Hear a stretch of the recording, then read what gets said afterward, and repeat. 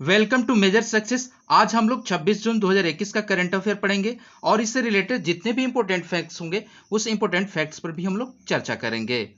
अगर आप 26 जून 2021 का करंट अफेयर का पीडीएफ फाइल डाउनलोड करना चाहते हैं तो डिस्क्रिप्शन में टेलीग्राम का लिंक है, टेलीग्राम से ज्वाइन करें और वहां से आप पीडीएफ फाइल डाउनलोड कर सकते हैं। वीडियो के लास्ट में मैं आपसे क्वेश्चन करूंगा, उसका आंसर आप कमेंट बॉक्स में लिख सकते हैं और उससे रिलेटेड जितने भी इंपॉर्टेंट फैक्ट्स आपको मालूम है कमेंट बॉक्स में लिखना ना भूलें। तो चलिए वीडियो को शुरू करते हैं।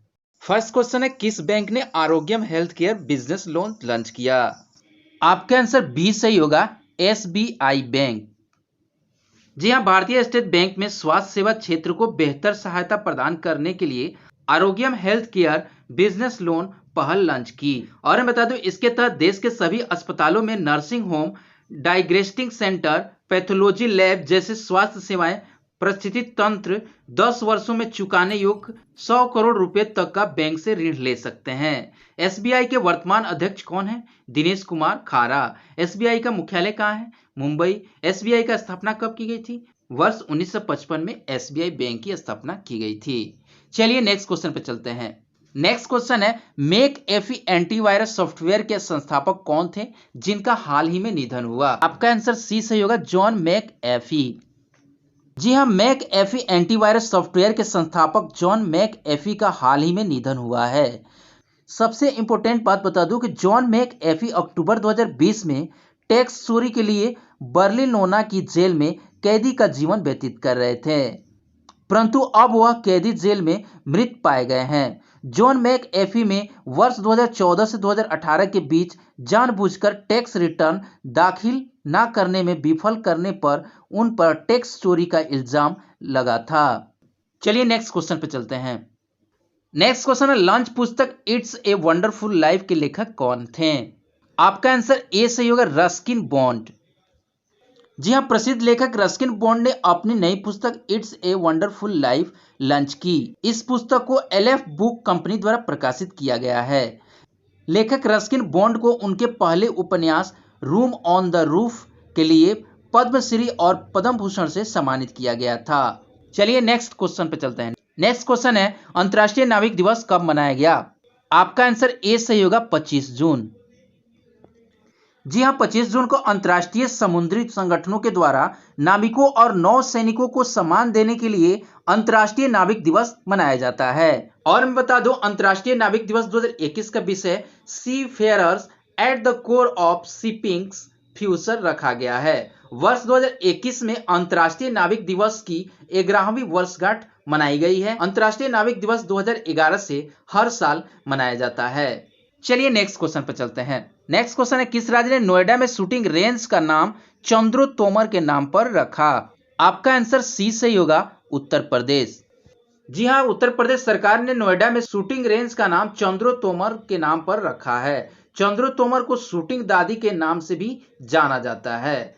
और मैं बता दूं, इसके अलावा प्रदेश के पुलिस कमिश्नर आलोक सिंह ने बागपत जिले की मुख्य सड़क का नाम भी चंद्रो तोमर के नाम पर रखने की घोषणा की। उत्तर प्रदेश के वर्तमान गवर्नर कौन है? आनंदीबेन पटेल है। उत्तर प्रदेश की राजधानी लखनऊ है। उत्तर प्रदेश के वर्तमान मुख्यमंत्री योगी आदित्यनाथ हैं। चलिए नेक्स्ट क्वेश्चन पे चलते हैं। नेक्स्ट क्वेश्चन है, जाम्बिया गणराज्य में भारत के नए उच्चायुक्त के रूप में किसे नियुक्त किया गया? आपका आंसर ए सही होगा, अशोक कुमार। जी हाँ, जाम्बिया गणराज्य में भारत के नए उच्चायुक्त के रूप में अशोक कुमार को नियुक्त किया गया है।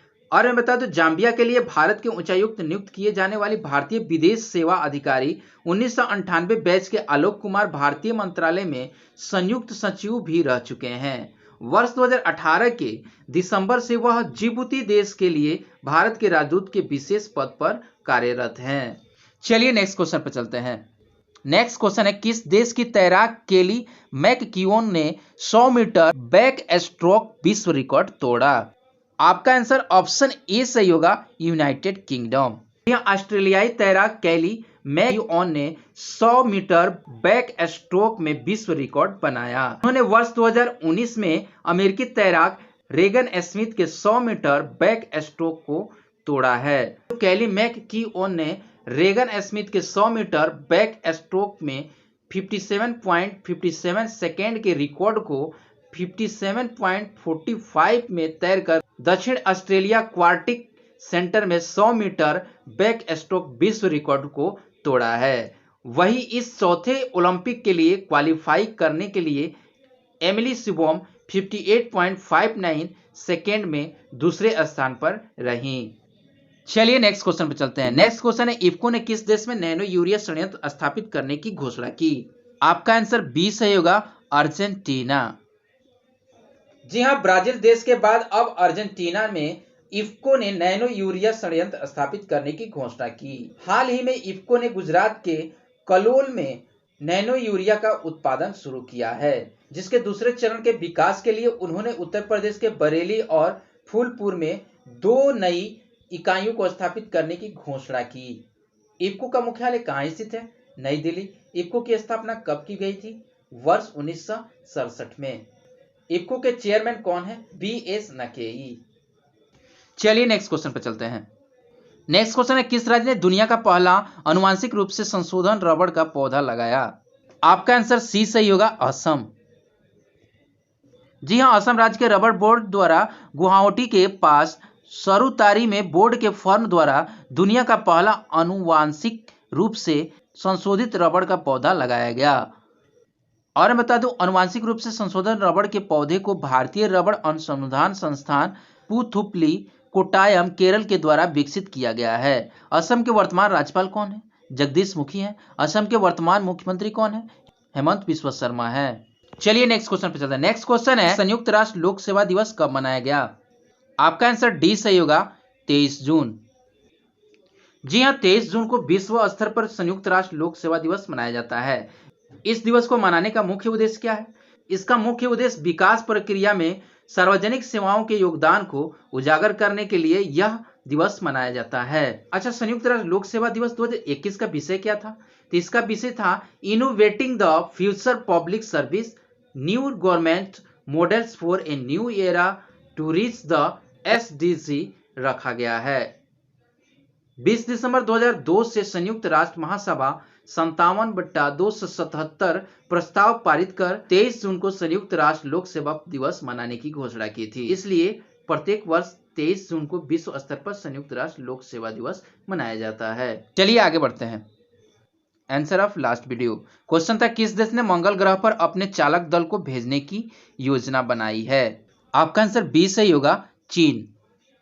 जी हां, चीन का लक्ष्य 2033 में मंगल पर अपना क्रू मिशन भेजना है, जिसके बाद नियमित अनुवर्ती उड़ानें होगी। यह मंगल पर अस्थायी रूप से स्थिर एक आधार के निर्माण और उसके संसाधनों को निकालने की दीर्घकालीन योजना का एक हिस्सा है।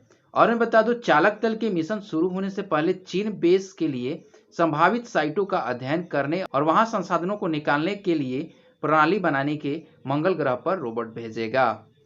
चलिए आगे बढ़ते हैं। अगर आप मेजर सक्सेस को अभी तक सब्सक्राइब नहीं किए तो सब्सक्राइब करना ना भूलें और इसके टेलीग्राम से जुड़ जाए, जहां से आपको सभी PDF फाइल मिल जाते हैं करंट अफेयर्स के, और फेसबुक पेज से जुड़ जाए, जहां से आपको सारी की सारी अपडेट मिलती रहती है, और इंस्टाग्राम को फॉलो करना ना भूलें, जहां से आपको किसी तरह की इन्फॉर्मेशन लेना हो तो आप वहां से चैट करके ले सकते हैं। चलिए आगे बढ़ते हैं। क्वेश्चन फॉर यू, आज के लिए आपका क्वेश्चन है, स्मार्ट सिटी अवार्ड 2020 में प्रथम स्थान पर कौन राज्य रहा? इसका आंसर आप कमेंट बॉक्स में लिख सकते हैं, और इससे रिलेटेड इंपॉर्टेंट फैक्ट्स भी आप कमेंट बॉक्स में लिखना ना भूलें, क्योंकि लिखने से क्या होता है, आपके IQ लेवल बढ़ते हैं और याद करने की क्षमता बढ़ती है। अगर आप SSC, CGL, NDA, UPSC, RRB, NTPC, Bihar SI, UPSI या अदर कॉम्पिटिटिव एग्जाम की तैयारी कर रहे हैं, तो आपको मेजर सक्सेस पे करंट अफेयर और GK GS की तैयारी कराई जाएगी, जहां से आप अच्छे ढंग से तैयारी करके आप ज़्यादा से ज़्यादा अंक गेन कर सकते हैं और एग्ज़ाम को क्रैक कर सकते हैं। और सबसे पहली बात, इस वीडियो को ज़्यादा से ज़्यादा शेयर करें और चैनल को सब्सक्राइब करना ना भूलें। ऑल नोटिफिकेशन पे क्लिक कर दें, ताकि जो भी मैं वीडियो पब्लिश करूं, जो भी GK GS और करंट अफेयर का वीडियो लाऊं, सबसे पहले उसका नोटिफिकेशन आप तक पहुंचती रहे और आप अच्छे ढंग से अपने एग्ज़ाम की तैयारी कर सकें। आपको ये वीडियो कैसा लगा कमेंट बॉक्स में जरूर बताएं और इस वीडियो को शेयर करना ना भूलें। मिलते हैं अगले वीडियो में, आज के लिए इतना ही। जय हिंद, जय भारत।